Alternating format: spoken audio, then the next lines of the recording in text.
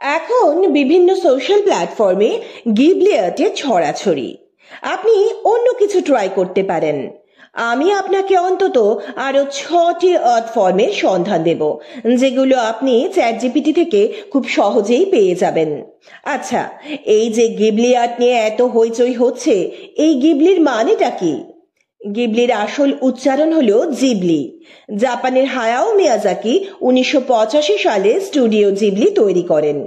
Ghibli শব্দটি এসেছে Italian Ghibli শব্দ থেকে, যার অর্থ গরম মরুভূমির বাতাস। জিবলি আর্টের মাধ্যমে হায়াও মিয়াজাকি অ্যানিমেশন জগতে এক নতুন বাতাস বইয়ে দিতে চেয়েছিলেন। জিবলি বা গিবলি আর্টে হাতে এঁকে অ্যানিমেশন ক্যারেক্টার তৈরি করা হয়। এতে প্যাস্টেল কালার, জল রং, অ্যাক্রিলিক রং ব্যবহার করা হয়। গিবলি আর্টে ছবির মাধ্যমে সুন্দর সুন্দর গল্প বলা হয়।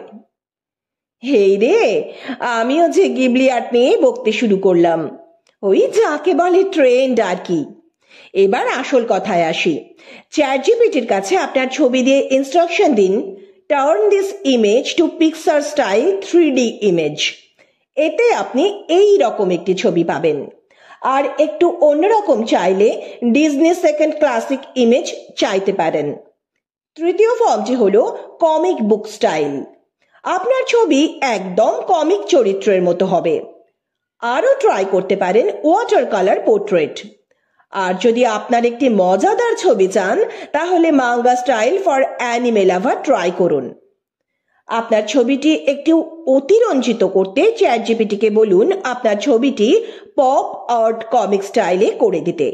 তাহলে এখনই ট্রাই করুন এই আর্ট ফর্মগুলি, আর আপনার বিভিন্ন ধরনের ছবি উপভোগ করুন। এই রকম ইন্টারেস্টিং কিছু তথ্য নিয়ে খুব শীঘ্রই আসছে রিয়েল রহস্য।